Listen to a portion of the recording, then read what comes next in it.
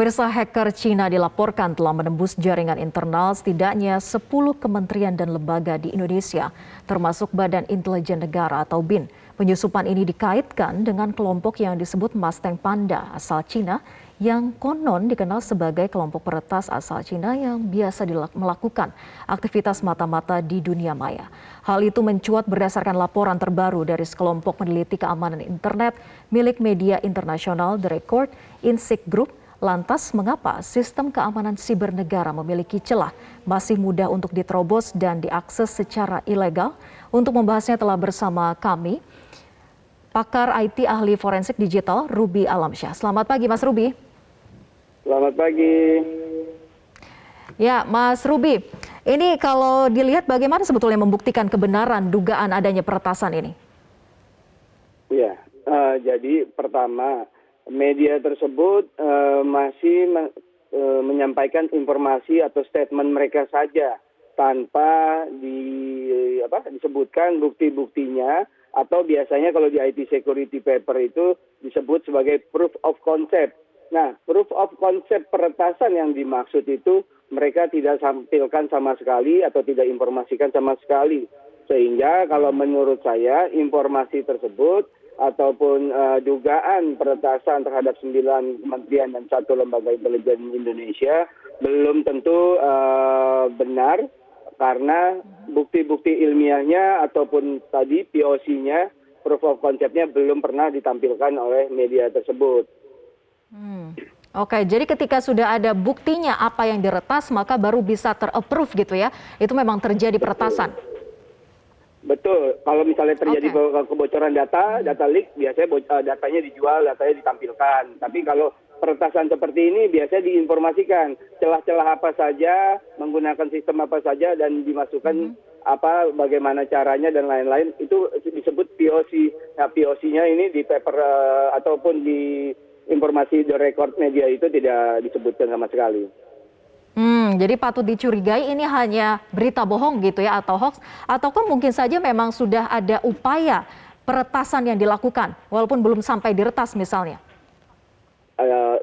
Dua hal tersebut masih mungkin ya, masih mungkin. Namanya ini sebuah informasi, dia ditampilkan di media dia. Kalau tidak ada buktinya berarti kan memang nanti akan terkonfirmasi bahwa sumber tersebut hoax gitu ya.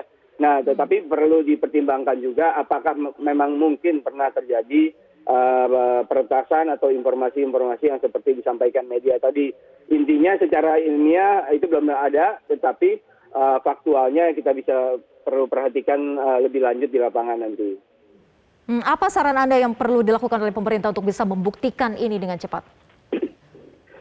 Simpel, 10 lembaga dan kementerian tadi itu segera melakukan mitigasi dan mengecek, mengaudit secara forensik seluruh jejak digital yang ada di sistem mereka yang diduga yang diinformasikan oleh media tadi.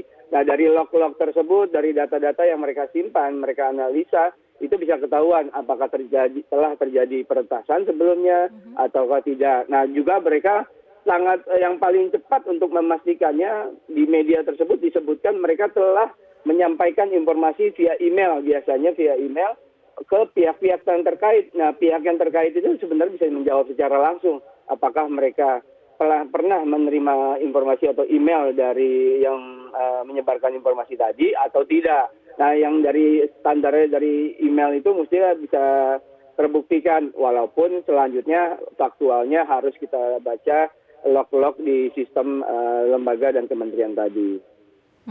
Tapi jika kita berandai-andai, misalnya ini memang terjadi, benar ada peretasan, lalu siapa sebetulnya Mustang Panda ini dan bagaimana kiprahnya dalam dunia peretasan? Kemudian siapa juga Insect Group, karena ini yang mengatakan melaporkan kepada pemerintah Indonesia 2 kali bahkan. Bagaimana track recordnya dan bisakah mempercayai informasi yang disampaikan oleh mereka ini? Baik, pertama Mustang Panda itu awalnya dimunculkan dengan kamuflase dengan kamuflase identitas negara Mongolia. Tetapi pada akhirnya itu ketahuan bahwa mereka sebenarnya kelompok peretas dari negara Cina, negara tetangganya. Nah, itu satu. Kedua, mereka memang aktif melakukan pertasan ataupun country espionase antar negara. Mereka mendapatkan meretas lembaga-lembaga tertentu dari negara tertentu untuk mendapatkan data-data tertentu dan menggunakan malware-malware yang jejak digitalnya memang bisa dipastikan ataupun mengarah ke pihak Mas Teng Panda tadi.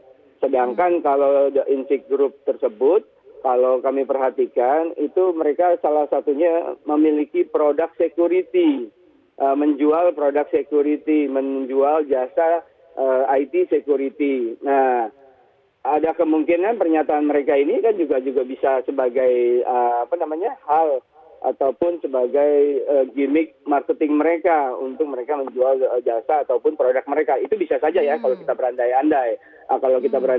Nah, perusahaan yang utamanya, produk yang utamanya mereka recordedfuture.com. Lalu si The Record Media ini semacam blog company ataupun medianya si company untuk menampilkan informasi-informasi terkait IT security. Nah, jadi kalau kita sambungkan itu semua, ya andai-andainya bisa banyak gitu.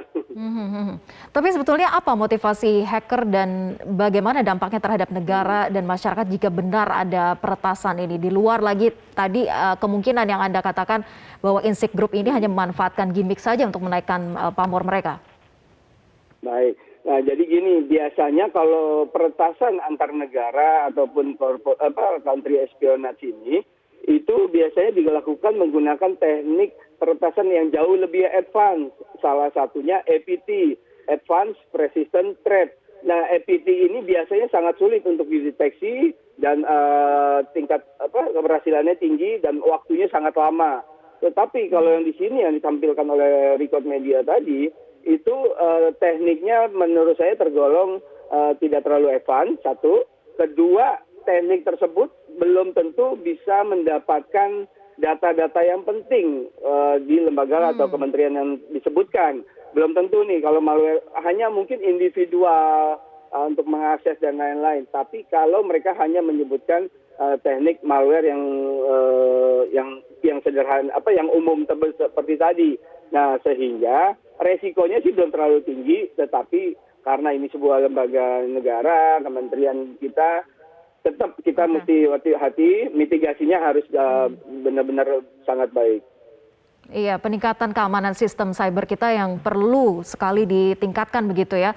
Dan terlebih lagi kita tunggu bagaimana proses dari pemerintah untuk bisa membuktikan apakah benar-benar ini sudah diretas atau belum. Kita tunggu prosesnya nanti. Terima kasih Mas Ruby sudah bergabung bersama kami di Metro Pagi Prime Time.